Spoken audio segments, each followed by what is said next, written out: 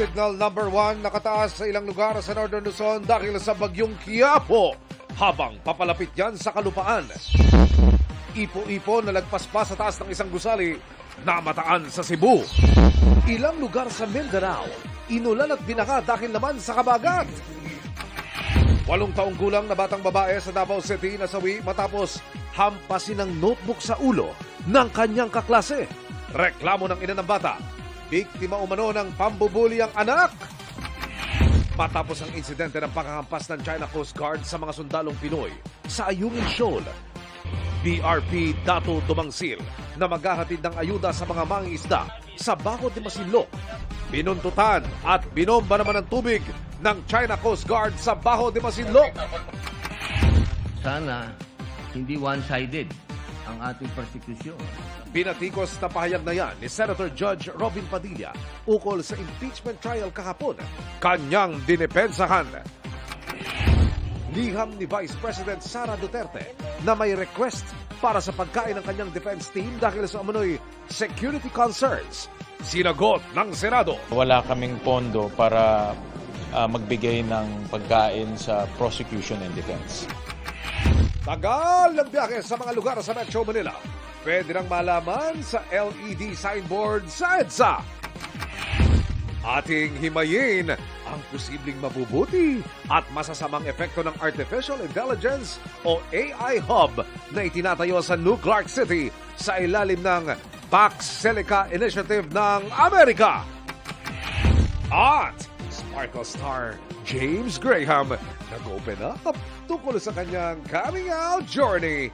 I want to live my life and not let anybody dictate it. Live mula sa GMA Network Center, ito ang 24 Oras. Magandang gabi po, Luzon, Visayas at Mindanao. Unti-unting lumalapit sa kalupaan ang bagyong Quiapo. Bukod sa Luzon, pinaghahanda rin ang Visayas at Mindanao dahil sa pinalalakas nitong habagat. Sa Cebu, may namuong dambuhalang ipo-ipo. Panibagong kalbaryo rin ang kinakaharap ng ilang nilindol sa Mindanao na nalubog sa baha. Nakatutok si Fe Marie Dumabo ng GMA Regional TV.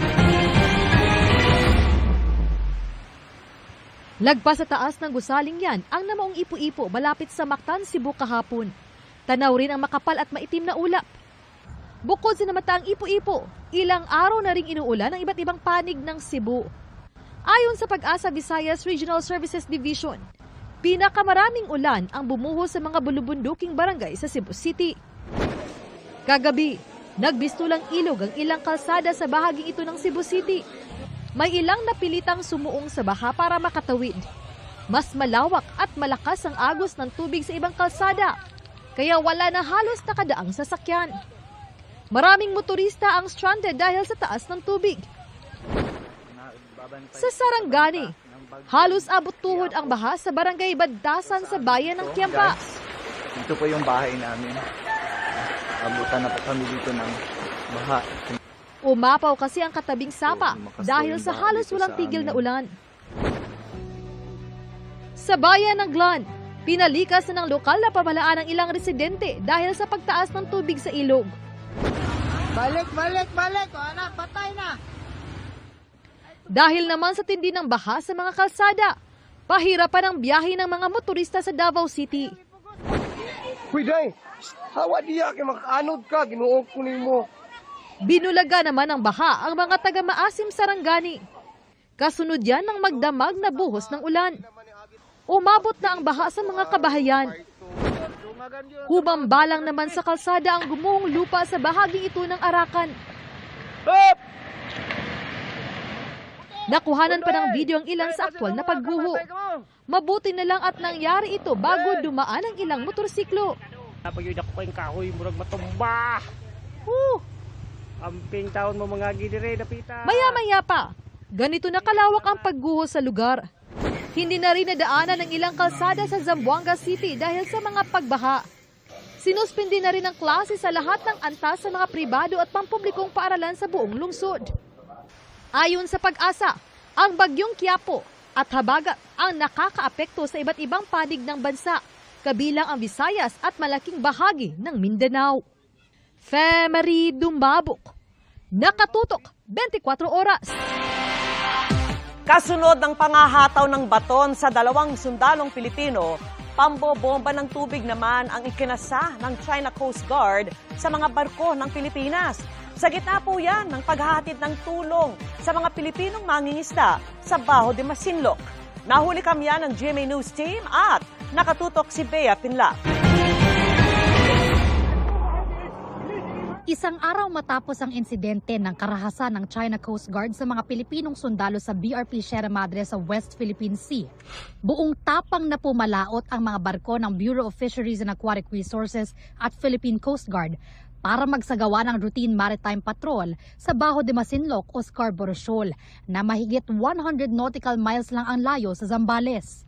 Pero ang ilang araw na lakbay dagat nila, sinalubong ng pagbuntot at pag-aligid ng mga barko ng CCG. Ganito na nga po kalapit ang mga barko ng China Coast Guard mula rito sa BRP Datu Dumangsil. Ang Baho de Masinloc po ay nasa 124 nautical miles ang layo mula sa Zambales na bahagi ng Luzon. Ilang beses nagpalitan ng radio challenge ang mga barko ng Pilipinas at China. This is BRP Datu Dumangsil 3012.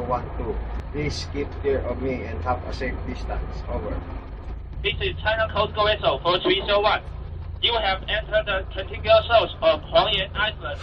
Nang makalapit ng 13 nautical miles sa sentro ng Baho de Masinloc, walang habas ng binugahan ng tubig ng barko ng CCG, ang barko ng Pilipinas kung saan nakasakay ang GMA News. So kasalukuyan pong ni-water cannon ng barko ng China Coast Guard ang BRP Datu Dumangsil ng Bureau of Fisheries and Aquatic Resources. Ito rin ang barko ng CCG na dating nagbomba ng tubig sa BRP Datu Pagbuaya ng BFAR. Dito rin sa Baho de Masinloc. For over 2 minutes, the China Coast Guard 3302 ran its water cannon, but it was not a direct hit. It was just a water cannon targeting towards the BFAR vessel, but not directly hitting the BFAR vessel. Matapos ang pag-water cannon ng CCG, malapitan pa rin silang bumuntot sa BRP Datu Dumangsil. Nagpatuloy sa biyahe ang BFAR at PCG para mamahagi ng krudo, pagkain at tubig sa mga Pilipinong mangingisda sa Baho de Masinloc. Ayon sa China Coast Guard, may tinaboy umano itong 2 barko ng Pilipinas na anilay nang himasok sa teritoryo nila sa kabila ng mga babala. Mula rito sa Baho de Masinloc, Bea Pinlac, nakatutok 24 oras. Mga kapuso, nagluluksa at humihingi ng hustisya ang pamilya ng 8 taong gulang na estudyante sa Davao City. Ang biktima nasawi dahil sa umano'y pambubuli sa eskwela. Nakatutok si Argil Relator ng GMA Regional TV. Nitong Biyernes lang nang paghahampasin umano ng notebook ng kaklase ang isang babaeng edad 8. Nitong Martes naman nang isugod siya sa ospital dahil hindi napawi ang pananakit ng katawan nang unang dalhin sa manghihilot. Ilang oras lang ay tuluyan ding pumanaw ang babae. Initial findings ng physician, meron po silang referral letter. Cause of death po is brain injury and traumatic, brain failure and traumatic brain injury. As of the moment, meron pa kaming hinihintay na medical findings, medical report ng health institution wherein result po ito ng ultrasound kasi pina-ultrasound din po yung tiyan ng bata. Kahapon ay naghain ng report ang ina ng bata sa police station, kaugnay ng umano'y pambubuli sa anak ng kanyang kaeskwela. Nangyari daw po is nag-away yung 2 bata and allegedly hinampas ng subject yung batang babae ng notebook sa ulo. Inamin sa teacher na hinampas na talaga ng notebook sa ulo yung babae. Hindi pa nagbigay ng pahayag ang public school na pinapasukan ng bata. Pero ayon sa DepEd 11, Naglunsad na ng investigasyon ang DepEd Davao City Division. Ang pag-employ og psychosocial intervention dito mismo sa concern nga klase og if need be kung gikinahanglan yun makita sa eskwelahan ang kinatibuk ang school population, no. Ang immediate action nga gipahiluna sa DepEd Davao City is to provide what they can provide nga appropriate assistance dito sa pamilya in town sa naingtungdan. Kinukuhanan pa ng pahayag ang magulang ng namatay na bata. Mula sa GMA Regional TV, Orgil Relator, nakatutok 24 oras.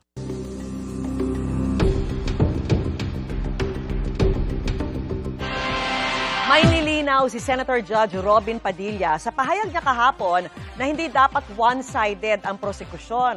Pagdidiin naman ng prosekusyon, hindi sila kundi mga Senator Judge ang dapat neutral. Nakatutok si Sandra Aguinaldo.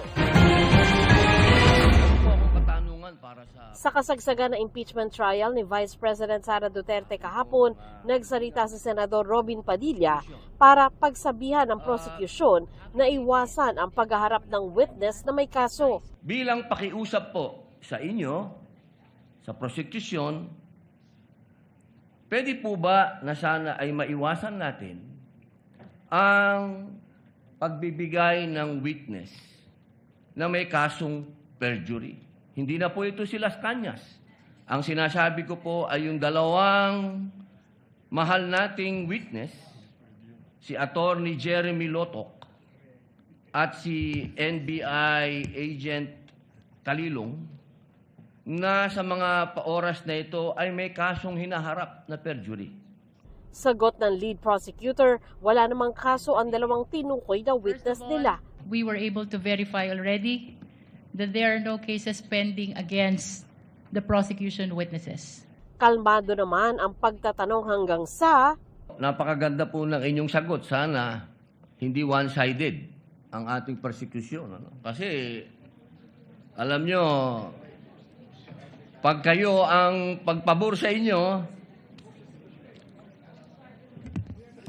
alam nyo ba, bawal po ang ginagawa. Kindly maintain Presiding order officer, within the bawal court. po ang ginagawa nitong nasa harap natin, nagkukomento. Hindi nakunan sa video ng impeachment court kung ano ang ginawa ng mga tinutukoy ni Padilla na nag-iingay. Pero humingi ng paumanhin ang prosecution at nagpaliwanag sa kanilang regular press conference. Kanina talaga nagising kami lahat at pinagalitan pa kami sa front row.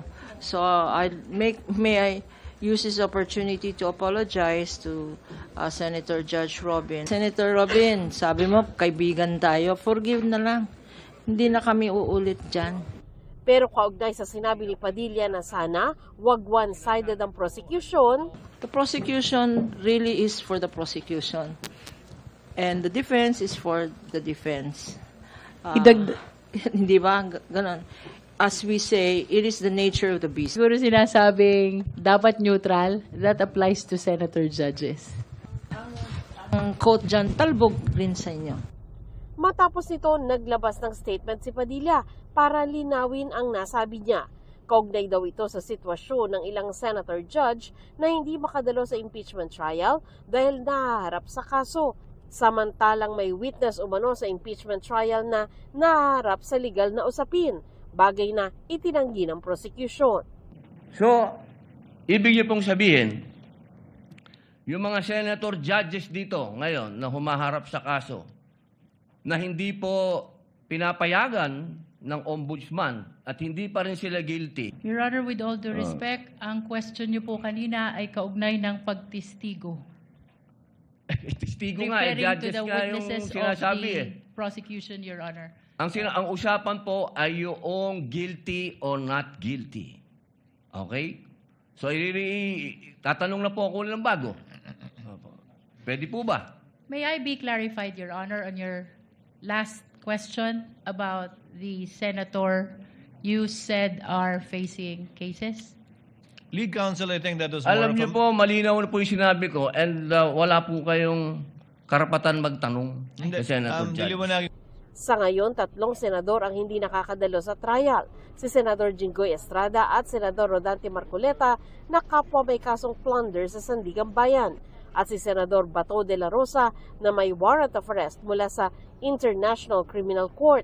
Si Marcoleta sumulat sa impeachment court para payagan siyang bumoto sa impeachment trial ng bise.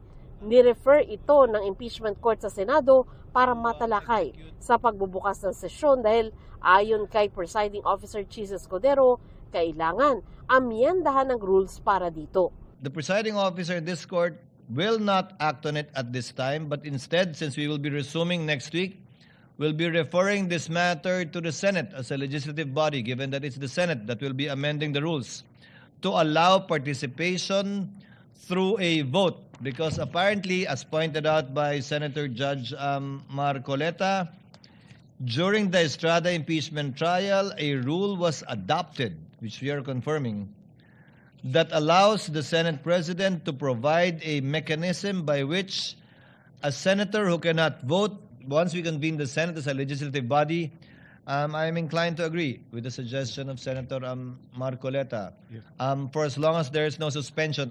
Matatanda ang sinuspindi ng Sandigan Bayan ng 90 days Estrada noong Hunyo. Sandra Aguinaldo, Nakatutok, 24 Oras. Kinumpirma ni Senate President Win Gatchalian na hiniling ni Vice President Sara Duterte na sagutin ng Senado ang gasto sa pagkain sa depensa, staff at testigo habang gumugulong ang impeachment trial. Sabi ni Gatchalian, walang pondo para riyan. Nakatutok si Ian Cruz. Ito ang liham ni Vice President Sara Duterte kay Senate President Sherwin Gatchalian tungkol sa pagkain ng kanyang defense team. Nakasaad dito ang hiling na sagutin ng Senado ang gasto sa pagkain ng defense team, staff at testigo habang gumugulong ang impeachment trial.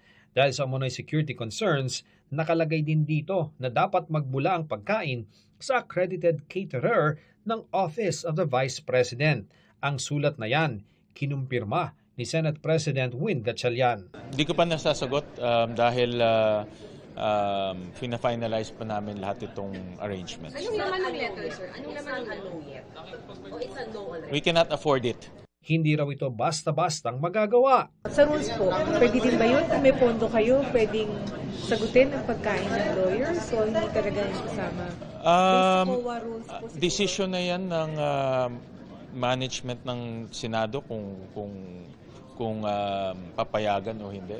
But it's a basic issue of budget.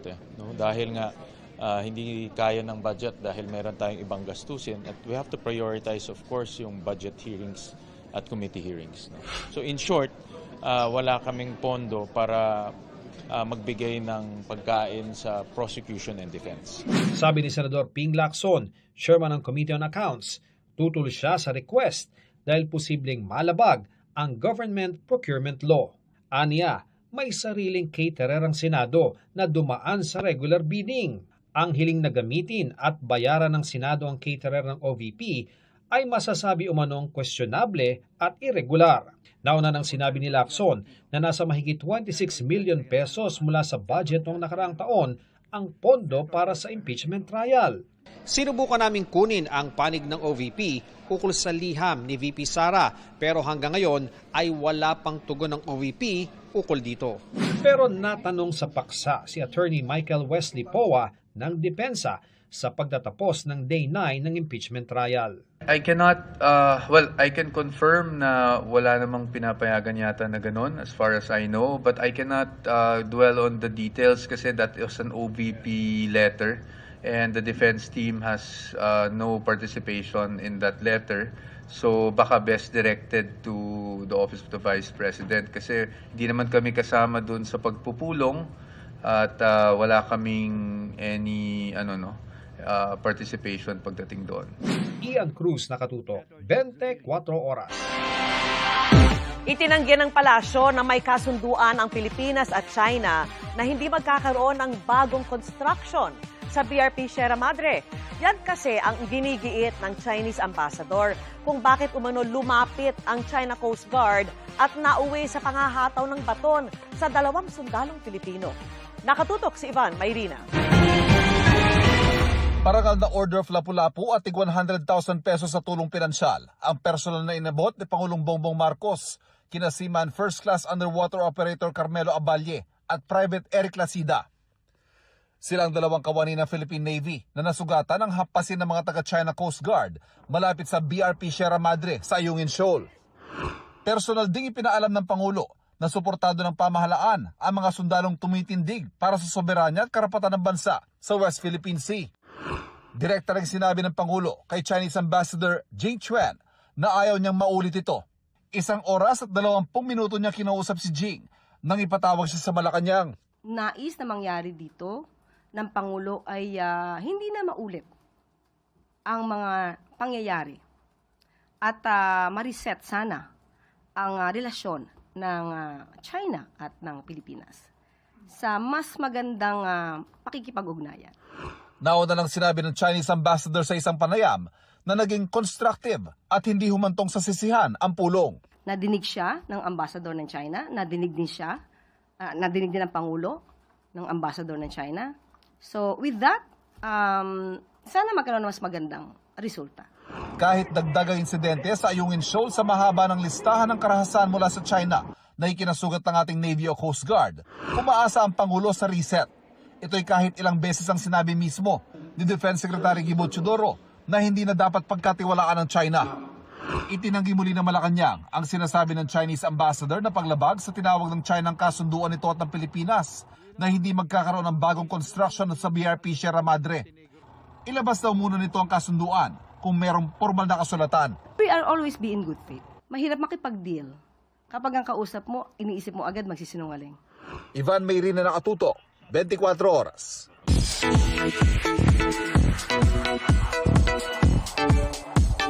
Happy Thursday, chikahan mga kapuso! Para sa mga dancer, ang sayaw ay parang buhay. May ritmo at may mga hakbang na kailangan sabayan kahit anong tugtog ang ibigay. Ang tunay na kwento ng buhay ni Sugar Mercado, proud niyang ibabahagi at pagbibidahan sa upcoming episode ng Magpakailanman. Makichika kay Nelson Canlas.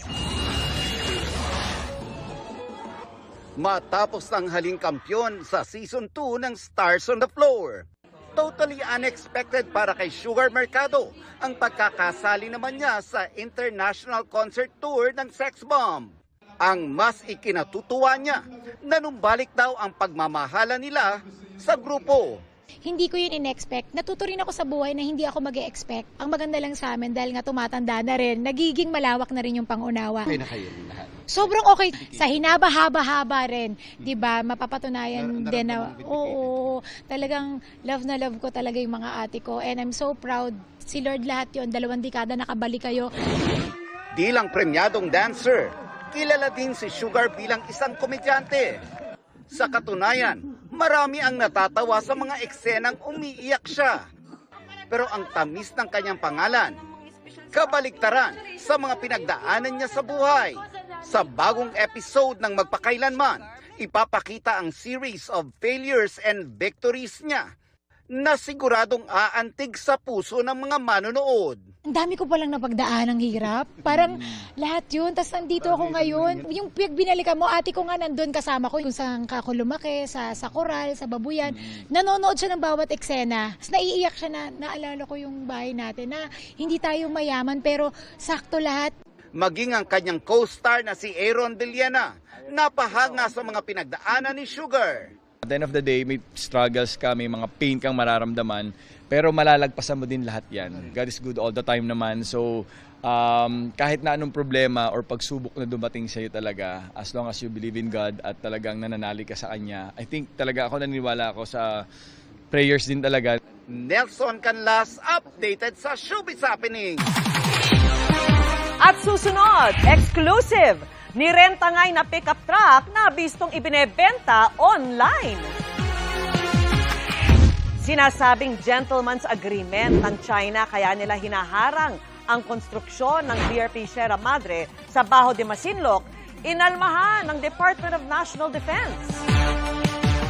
Low pressure area na nabuo bilang bagyong Quiapo at hinahatak nitong habagat, saan-saan kaya magpapaulan? At sparkle artist James Graham, paano nga ba nag-come out bilang bahagi ng LGBTQ+ community. Tutukan lahat ng yan sa pagpapatuloy ng 24 oras.